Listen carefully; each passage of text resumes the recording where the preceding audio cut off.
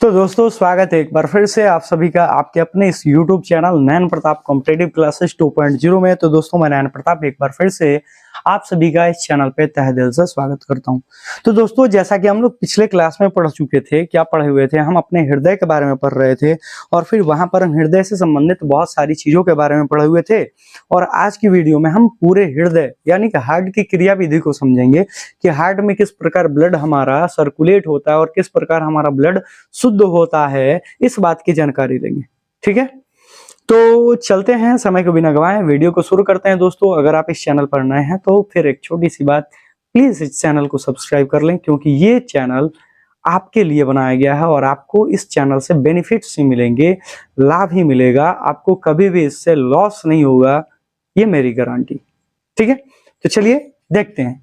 हम पिछले क्लास में जैसा कि आपको बताए हुए थे कि हम लोग पढ़ेंगे यहाँ पर हार्ट के बारे में। हम लोग पढ़ने वाले थे कि हार्ट में किस प्रकार हमारे 4 चेंबर थे, 4th चेंबर थे हमारे, ऑरिकल, वेंट्रिकल जो था हमारा, आलिंद और जो निलय था वह किस प्रकार कार्य करते हैं, उसमें किस प्रकार ब्लड जाता है उसको पढ़ेंगे। बट हम वहां पर ये भी आपको बताए थे कि उनको समझने से पहले हमें जानना होगा किसके बारे में, हमें जानना होगा ब्लड वेसल्स के बारे में, रक्त वाहिनियों के बारे में, ताकि हम धमनी और शिरा को जान लें। और धमनी और शिरा से ही संबंधित हमारा हार्ट है। हार्ट का डायग्राम हम बनाएंगे थोड़ी देर में, आप देखते रहना और उसको समझ लीजिएगा और आप समझेंगे और फिगर भी बनाना आप सीख जाएंगे, ये मेरी गारंटी है। ठीक है, चलिए देखते हैं हमारा क्या है। हमारा यहाँ पर पढ़ रहे थे रक्तवाहिनियां, रक्तवाहिनियां। ठीक है दोस्तों, इसको हम इंग्लिश में कहते हैं ब्लड वेसल्स।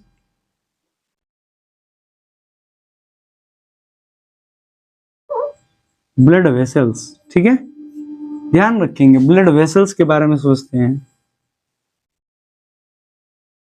देखिए हमारा ब्लड वेसल्स जो है, हम जानते हैं कि हमारे रक्त जो कोशिकाएं होती हैं, सॉरी रक्त जो वाहिनियां होती हैं, जो ब्लड को एक जगह से दूसरी जगह पाइप के थ्रू ले जाती हैं। अब चूंकि पाइप के थ्रू ले जाती हैं तो यहाँ पर एक पॉइंट आ गया, उस पॉइंट को भी हम समझा दें आपको कि कुछ जीवों के शरीर में, कुछ जीवों के शरीर में, कुछ जीवों के शरीर में रक्त जो होता है वह रक्त किसी ट्यूब या पाइप के रास्ते नहीं जाता, ट्यूब या पाइप के रास्ते नहीं जाता है, रास्ते नहीं जाता है। और ऐसे जीवों में उपस्थित परिसंचरण तंत्र को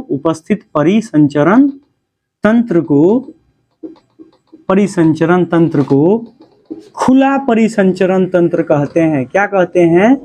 खुला परिसंचरण तंत्र कहते हैं। अब बात आती है कि खुला परिसंचरण तंत्र किसमें होता है। तो जो खुला परिसंचरण तंत्र होता है दोस्तों, इसका एग्जाम्पल है मेढक। क्या है? मेढक। मेढक में ओपन सर्कुलेटरी सिस्टम पाया जाता है। मेढक में क्या पाया जाता है? ओपन सर्कुलेटरी सिस्टम पाया जाता है। अब बात आती है दोस्तों कि तब बंद सर्कुलेटरी सिस्टम किस में होता है। तो याद रखेंगे, कुछ जीवों में रक्त किसी ट्यूब या पाइप के रास्ते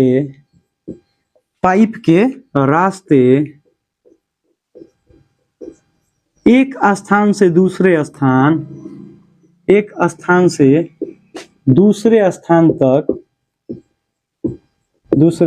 तक पहुंचाई जाती है।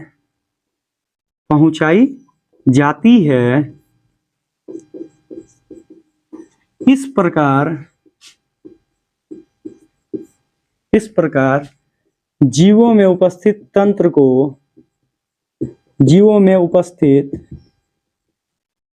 परिसंचरण तंत्र को परिसंचरण तंत्र को बंद परिसंचरण तंत्र कहते हैं। क्या कहते हैं? बंद परिसंचरण तंत्र कहते हैं। और वी नो दैट कि हम लोगों के शरीर में इसका एग्जाम्पल जो होगा, इसका एग्जाम्पल होगा दोस्तों मैमेलिया, स्तनधारी। क्या होंगे? स्तनधारी जो होते हैं उनके शरीर में क्लोज सर्कुलेटरी सिस्टम पाया जाता है, स्तनधारी या मनुष्य। याद रखेंगे इसमें घोंघा वगैरह जो होता है, घोंघा, इसमें आपका घोंघा भी होगा। घोंघा में भी क्या होता है? ओपन सर्कुलेटरी सिस्टम होता है। केंचुए में भी ओपन सर्कुलेटरी सिस्टम होता है। अब तो जान गए हम कि सर्कुलेटरी सिस्टम में बंद परिसंचरण तंत्र, जब पाइप के रास्ते ब्लड हमारी एक जगह से दूसरी जगह फ्लो करे तो उसे हम बंद परिसंचरण तंत्र कहते हैं। लेकिन अब वो जो पाइप है, वह पाइप हमारा 3 भागों में बटेगा। अब जो है हमारा बंद परिसंचरण तंत्र, इस बंद परिसंचरण तंत्र में हमारी 3 चीजें होती हैं। इस बंद परिसंचरण तंत्र में हमारी कितनी चीजें होती हैं? 3 चीजें होती हैं, पहला, दूसरा और तीसरा। पहले वाले को हम कहते हैं धमनी। क्या कहते हैं? धमनी। दूसरे वाले को कहते हैं शिरा और तीसरे वाले को कहते हैं रक्त केशिका। इस बात की जानकारी आपको होनी चाहिए कि धमनी को हम क्या कहते हैं? आर्टरी। आर्टरी का स्पेलिंग भाई देख लेना। इसको हम वेन्स कहते हैं और इसको ब्लड कैपिलरी कहते हैं। इसको ब्लड कैपिलरीज कहते हैं। ठीक है, चलिए अब दोस्तों हम अगर हम आगे बढ़ जाएं तो आगे हमारे पास पॉइंट क्या आएगा दोस्तों? आगे हमारे पास पॉइंट आएगा, अब धमनी के बारे में हम जान ले। धमनी के बारे में, हमारी धमनी क्या होती है? तो धमनी हम कहेंगे कि धमनी के बारे में हम अगर सिंपली देखें तो ये हमारा क्या है? रक्त वाहिनियों का हिस्सा है। यह रक्त वाहिनी का एक भाग है। यह रक्त वाहिनी का एक हिस्सा है जो क्या करता है? जो शुद्ध रक्त को अब यहां पर मसला है भाई कि शुद्ध रक्त हमारा क्या होता है? शुद्ध रक्त का मतलब है दोस्तों ऑक्सीजनेटेड ब्लड। कैसा ब्लड? ऑक्सीजनेटेड, OXYGENETED,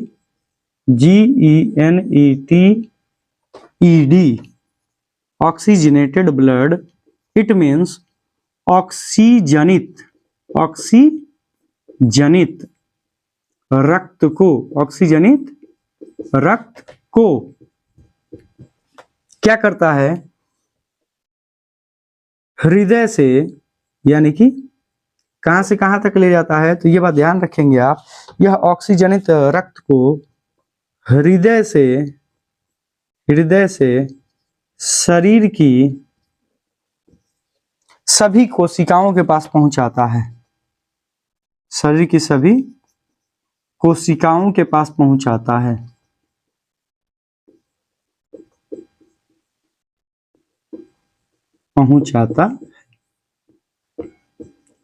यह हृदय के करीब ही होता है, मतलब कि हृदय से ज्यादा दूर नहीं होता है। इसका व्यास जो होता है अधिक होता है, लेकिन इसमें बहने वाले खून का आयतन, लेकिन इसमें प्रवाहित खून का आयतन कम होता है। ठीक है, इसमें कोई दिक्कत नहीं होना चाहिए। अगर हम आगे बढ़ जाएं दोस्तों तो हमारे पास आगे क्या है पॉइंट? आगे हमारा पॉइंट है कि इसमें एक अपवाद है। हम चूंकि पढ़े हैं कि हमारा शुद्ध रक्त कौन ले जाता है? हमारा शुद्ध रक्त ले जाता है धमनी। तो इसमें एक अपवाद है हमारी फुफ्फुस धमनी। क्या है? फुफ्फुस। फुफ्फुस जो धमनी है हमारी, यह अशुद्ध रक्त को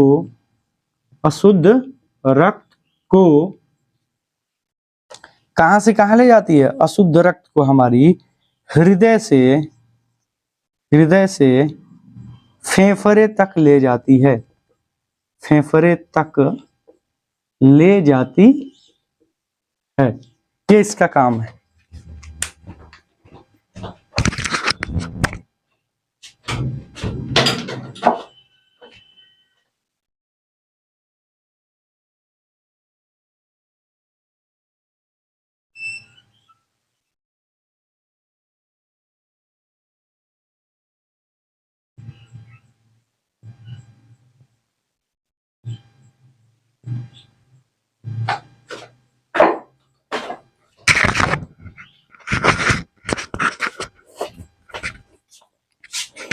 आई एम सॉरी दोस्तों, बाहर चले गए थे ना, बाइक लॉक नहीं किए थे और वैसे ही बाहर था। चलिए देखते हैं हम दोस्तों, आगे बढ़ते हैं। तो आगे हमारे पास क्या है? वेन्स के बाद आर्टरी के बाद हमारे पास क्या है? वेन्स। ये पॉइंट भाई बिल्कुल याद रखना, फुफ्फुस धमनी वाला पॉइंट बिल्कुल याद होना चाहिए। अगर नहीं होगा तो भाई प्रॉब्लम होगी, ठीक है? आपको याद होनी चाहिए। अगर हम बात करते हैं सीरा की, किसकी बात करते हैं? सीरा की। तो सीरा जो है, यह भी सेम चीज लिखेंगे कि यह रक्त वाहिनी का एक भाग है। उतने लिखने की कोई जरूरत नहीं है, आप जान लो। और हम ये कहेंगे कि यह शुद्ध रक्त का यानी ऑक्सीजन रक्त को हृदय से शरीर की कोशिकाओं के पास पहुंचाता है। तो हम लिखेंगे कि यह अशुद्ध रक्त को, यह हमेशा अशुद्ध रक्त को, कैसे रक्त को? अशुद्ध रक्त को। कैसा रक्त? अशुद्ध रक्त को कहां से कहां ले जाता है? तो यह हमेशा अशुद्ध रक्त को हृदय से, सॉरी माफ करना, शरीर से हृदय तक ले जाती है। ठीक है दोस्तों, ध्यान रखेंगे। अशुद्ध रक्त का मतलब क्या होगा? अनॉक्सीजनित रक्त। अशुद्ध रक्त का मतलब अनॉक्सीजनित रक्त, मतलब वैसा रक्त जिसमें ऑक्सीजन नहीं होगा, कार्बन डाइऑक्साइड होगी। ठीक है, इसमें दिक्कत नहीं होना चाहिए। अनॉक्सीजनित रक्त, अशुद्ध रक्त का मतलब। याद रखेंगे कि यह, इसका व्यास जो होता है, यह व्यास कम होता है, इसका व्यास कम होता है, कम होता है, लेकिन इससे बहने वाली रक्त का आयतन, इससे बहने वाली रक्त का आयतन सर्वाधिक होता है, मतलब अधिक होता है। ठीक है, ध्यान रखेंगे। और नेक्स्ट पॉइंट की तरफ बढ़े दोस्तों। तो नेक्स्ट पॉइंट, चूंकि यह अशुद्ध रक्त ले जाता है, लेकिन इसमें अपवाद है। और अपवाद में क्या है दोस्तों? अपवाद में है फुफ्फुस सीरा। क्या है? फुफ्फुस सीरा। फुफ्फुस सीरा जो है, फुफ्फुस सीरा, फुफ्फुस, फू आधा फुस, फुफ्फुस सीरा शुद्ध रक्त का प्रवाह करता है।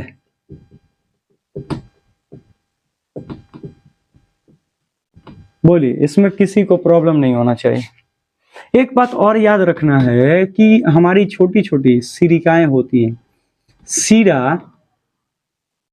आगे चलकर छोटी छोटी सिरिकाओं में बट जाती है, छोटी छोटी सिरिकाओं में बट जाती है, छोटी छोटी सिरिकाओं में बट जाती है। ये बात ध्यान रखेंगे, छोटी छोटी सिरिकाओं में बट जाती है। यह है हमारा छोटी छोटी सिरिकाओं में बट गया। अब पॉइंट क्या है? छोटी छोटी सिरिकाओं में बट गई दोस्तों।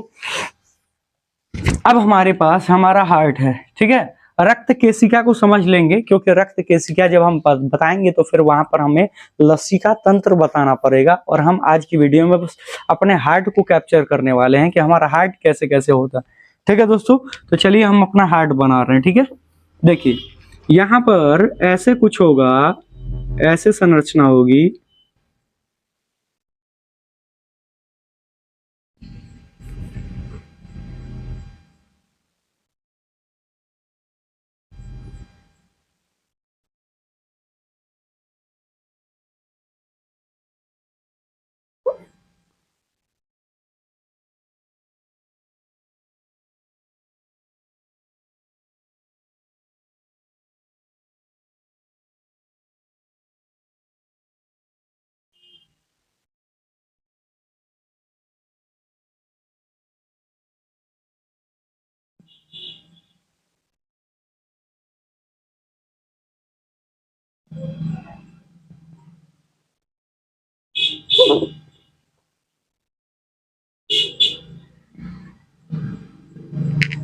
ध्यान रखेंगे।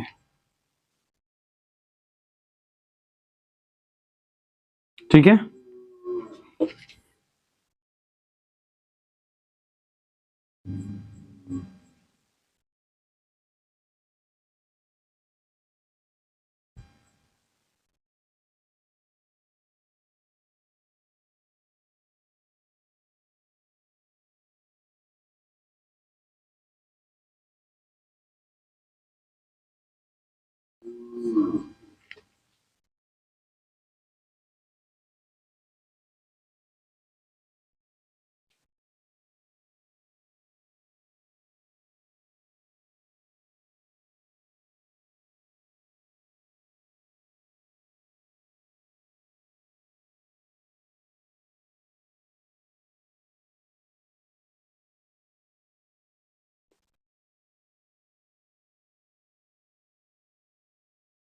ठीक है, ये हमारा हार्ट हो गया।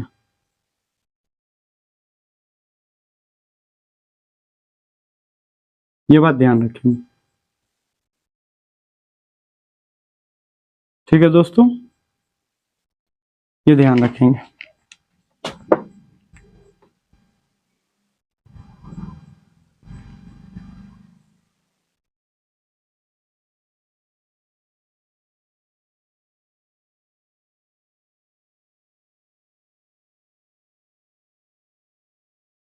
ठीक है, अब ध्यान देना, यहां पर क्या होगा।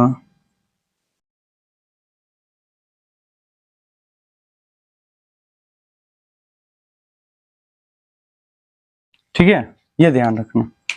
अब इसमें क्या होता है, यहां पर 1 2 3 4।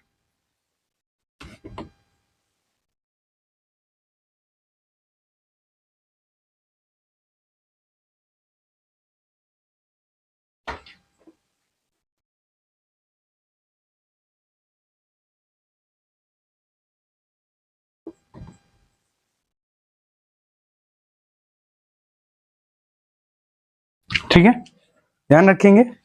यहां पर अब हर एक पॉइंट को समझते हैं दोस्तों। ठीक है, हर एक पॉइंट समझते हैं। ये हमारा 4 चेम्बर हो गए, 1 2 3 4 पड़े हुए थे, ये 4 चेम्बर हो गए। अब हम हमारे पास उतने मार्कर वगैरह नहीं है लेकिन ताकि हम ब्लड को सही से तरीके से दिखा पाए। ठीक है दोस्तों, हम आपको हर एक चीज को पॉइंट आउट करते हैं। ठीक है, ये जो हमारा है, ये हमारा ये वाला जो हिस्सा है, इसको हम कहते हैं दोस्तों त्रिदलीय कपाट। इसको क्या कहते हैं, त्रिदलीय कपाट। इसको कहते हैं त्रिदलीय कपाट, ये ध्यान रखेंगे। ये वाला जो है हमारा, इसको कहते हैं द्विदलीय कपाट। इसको क्या कहते हैं, द्विदलीय कपाट। ठीक है, इसमें किसी को किसी भी प्रकार की तकलीफ नहीं होनी चाहिए। ये हमारा जो है, यह कुछ अंदर इस प्रकार से होता है, ऐसे होता है।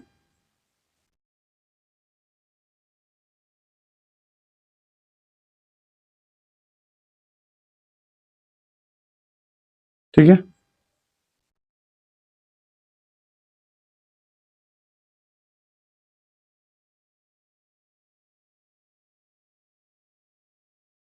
चलिए समझते हैं। अब देखिए क्या हमारा ऊपर वाला जो है ये हमारा क्या है, ये हमारा क्या है, ये हमारा आलिंद है। ये हमारा क्या है, आलिंद है, आलिंद है। और ये भी हमारा क्या है, आलिंद है। ये भी हमारा क्या है, आलिंद है। नीचे वाला हमारा क्या है, नीचे वाला हमारा नीला है। और ये भी हमारा क्या है, नीला है। अब ध्यान रखना, ये हमारा अगर हम इस दिशा में होते हैं, ये हमारा राइट है, ये हमारा लेफ्ट है, तो ये वाला हमारा राइट है, यानी कि राइट नीला है, राइट आलिंद, और ये हमारा लेफ्ट आलिंद।